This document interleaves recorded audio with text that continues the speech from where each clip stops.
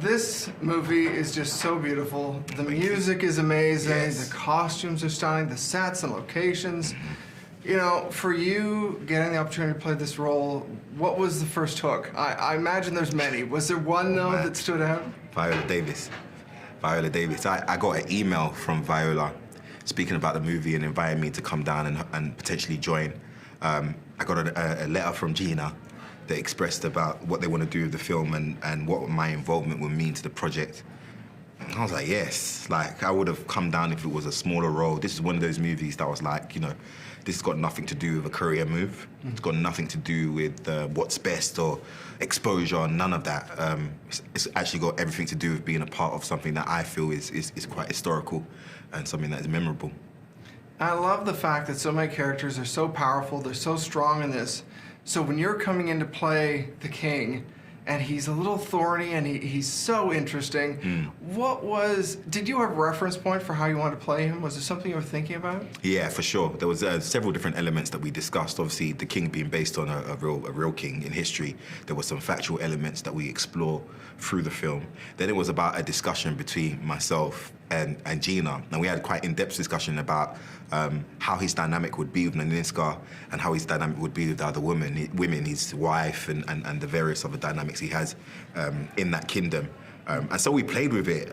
I got comfortable with the idea that it was highly irritable, that listening was like a burden. It was like, ugh, which was like an energy that kind of gave it some lighter tones too, because I find it funny when people get angry at being misunderstood in a certain kind of comedic way. Right. And he would like weave that into obviously this commanding presence as well. But what you're finding is a young king to a certain extent in certain moments, unsure of himself. And in playing those elements was so cool.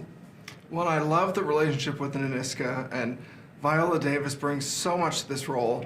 What was she like as a scene partner? Because you have some great fiery moments together. Committed. The first day on set, Viola was bleeding from her foot. And I looked down and I go, oh, your foot? She looked down, she looked up and was like, told him to roll the cameras.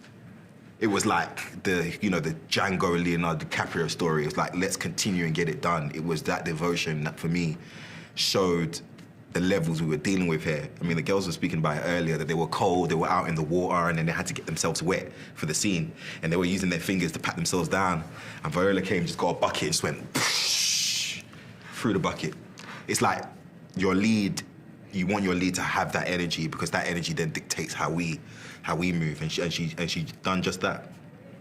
It's amazing to watch the flow with you two. Did you talk about what you're doing beforehand? Yeah, definitely. Yeah, we had a meeting about it. Myself, Gina, and Viola. Right. We had a private meeting, and we spoke about their dynamic. Nanisca is the only woman that has a certain area of the guy's heart. Like she has a loyalty that she's shown him that makes him forever connected to her. In a way that he sometimes forgets himself and puts her in the position of king over him, because she is the one with the best advice. And I think there's something about that dynamic and us exploring it, breaking it down, that made our connections in the scenes actually really, really good. I really like that there's a sense of gratitude there from him, and yet at the same time, still like, no, hang on. Yeah, and he'd be glitchy about that too. He'll be like, oh, thank you for Nanisca for what you've done. And then it would be like, I'm the king, you know? And sometimes as a character, playing those two conflicting sides, it makes the character way more interesting to play. Yeah. In terms of, stepping onto the set, I mean, did it feel authentic the second you walk in? Because it looks so like, it looks like you've been transported just to another time and place. It's authentic to the ground, to the dirt. I'm from Nigeria, so I was looking at the color of the dirt. If I see that the color of the dirt matches what is actually in West Africa, because we actually have to shoot in South, then I know that this kickstarts for me a flavor of authenticity. And walking onto that set, seeing this big palace that was built from the ground up just for this movie, and then seeing all the orange dirt that had to be imported in, probably colored or different types of stuff was going on. To see that, on set, and just to be in this environment, a costume, it brings you closer and closer to the character and the culture. That's fantastic. Did you look up some of the history and some of these stories? Because the history is so rich. Was there a resource that was helpful for you to learn about that? Yeah, but I had actually heard of the story years prior, because there'd been multiple people trying to make the story, and as you can tell, it's an amazing story that you want to capitalize on. And I heard about it in Nigeria because it was a Nigerian filmmaker that wanted to do it. And so for me, since then, I was always intrigued by the potential of the project. And even then, when we discussed it, it was about playing the king also. So I don't know, I felt it was like a full circle moment in terms of my involvement. Did you get to watch some of the action sequences? Because I know you're not particularly there, but were you there to watch? Yep. Yeah. And, you know, some of them filmed their stunt rehearsals on their phones. So on set, they would be going through the steps, and I just stay and watch. My role meant that I had a schedule that was more free and more loose in comparison to the rest of the cast. So I was able to be a student during this experience, as well as being a colleague and showing up. A lot of the times, with a lot of the scenes I'm not in, I was just watching, looking at the devotion, look at the hard work. And I was, to be honest, being inspired by that. It makes you, it's really hard to watch other people just go in and be so physical, and it makes you want to do it too. So it really motivated me. Final scene when they're doing the run through the thorns and everything else, and it looks so incredible. I mean, it's a woman that's trained to ignore pain, and that's the kind of worst kind of pain that they go through in that movie. But for me, something powerful about that process and the way those women change through the movie and through the transition of that time. Well, you know, the other side of this movie is, of course, that it speaks to so many important issues in a way that's so personal, and it's so meaningful.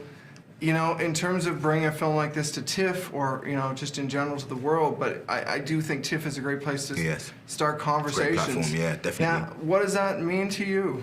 It's a massive opportunity for the movie. It's great when you're a part of something that attracts a sophisticated platform. That in itself gives you the motivation to know that we made something special. But also, we'll be living with the Woman King for a bit, and as Zach says, we live with these projects before you guys see it. So now I feel like we've prepared this child for the world, right? And this few weeks, the child gets to go out and meet who they want to meet and to interact with the world. And that's something special, because once our audience start having their reaction to this, I feel like it's going to be in unison to what we felt on set. So I'm really looking forward to that. Well, and the thing I have to ask is, there's so much backstory in this, and there's so many elements you get a sense of. You know, would you want to return to this cinematic universe? Because it feels like there's more stories here. Yeah, they know. I mean, I could do King, and then they can switch it up, add some tree bark. I could do tree. You see, this is a good tree.